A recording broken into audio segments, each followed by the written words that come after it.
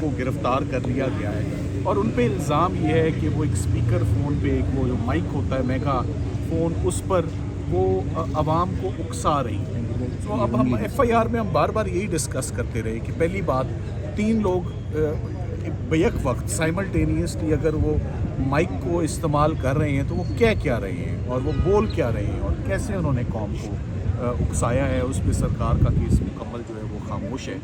दूसरी बात, हमारे कानून में ख़वातीन के लिए बड़ी स्पेशल रियायत है, मगर वो ख़वातीन के लिए रियायत तो वैसे भी कोई नज़र नहीं आ रही। आप देख ही रहे हैं कि लाहौर में डॉक्टर यास्मीन राशिद से लेकर इमरान खान साहब की एहलिया बुशरा इमरान भी इस वक्त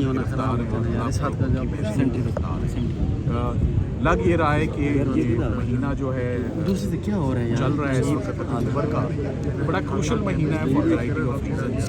अक्टूबर नवंबर के महीने में बाकी काफ़ी जो है वेदर जो है वो क्लियर होगा, मगर ये अफसोस की बात है कि जज साहब ने आज 6ठे दिन के बाद भी तफ्तीश की नाकस तफ्तीश होने के बावजूद भी कोई ऐसी चीज़ नहीं है जो रिकवर करी है। मोबाइल फ़ोन भी पुलिस के पास है, मेगा फ़ोन भी पुलिस के पास है, तो कोई जवाज़ नहीं बनता था आज मज़ीद रिमांड एक्सटेंड करने का। मकसद सिर्फ एक है कि कम्प्लीटली 5-7 दिनों के लिए इस्लामाबाद में कोई सियासी एक्टिविटी ना हो। इमरान खान साहब को उनकी लीगल टीम से डिस्कनेक्ट कर दिया गया है। तमाम मुकदमात जो उनके अलकादिर का था और उनकी तोशा खाना 2 का उसको भी पॉज जो है वो कर दिया गया और पॉज करने का मकसद सिर्फ ये है कि इमरान खान साहब के साथ किसी किस्म की कोई इंटरेक्शन लीगल टीम की या फैमिली की ना हो और हर वो शख्स जो उनसे इंटरेक्ट करता था उसको भी किसी ना किसी मुकदमे में इम्प्लिकेट कर दिया गया है। सो ओवरऑल पॉलिटिकल विक्टिमाइजेशन जो है वो अपने ज़ोरों पर इस वक्त चल रही है।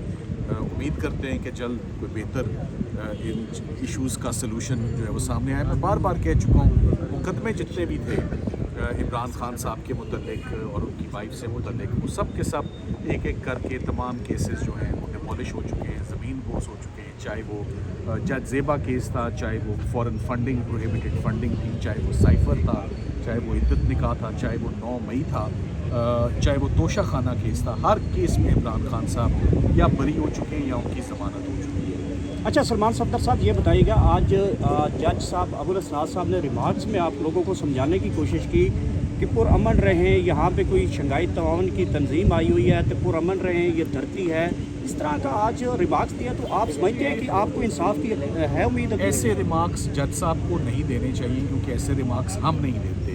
वकीलों का काम है कि अपने कानून के अंदर रह के केस के मेरिट्स के अंदर रहकर हम बात करें, हम उससे बाहर ना निकलें। तो जज साहब को भी अपने रिमार्क्स जो हैं वो अपने रिमार्क्स उनको मुकदमे के अंदर ही रखने चाहिए। ये आपको पहले ही मालूम है जज अबू उसनाद जुल्करनैन साहब ने साइफ़र केस में किस तरह रात गए तक हमें सज़ा सुनाई और फिर उन सज़ाओं का क्या अंजाम हुआ ये भी आपने देख लिया। इस्लामाबाद हाई कोर्ट ने किस बुरे तरीके से वो सारे के सारे इल्ज़ामात जो हैं वो सारे कलैप्स हुए और शाह महमूद कुरैशी साहब और इमरान खान साहब उसमें बरी हुए।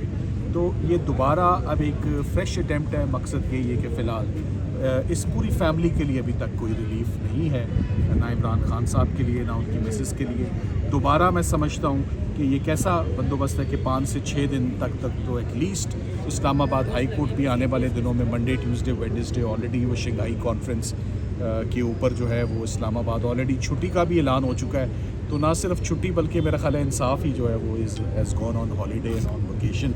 तो ये 5-7 दिन तो कुछ होने नहीं वाला, मगर ये ऑफ कोर्स अफसोसनाक बात है कि ख़वातीन का रिमांड, 2 बहनों का रिमांड जो कि गैर सियासी हैं, गैर पॉलिटिकल हैं, कोई उनके पास ओहदा नहीं है, 66 साल उनकी उम्र है।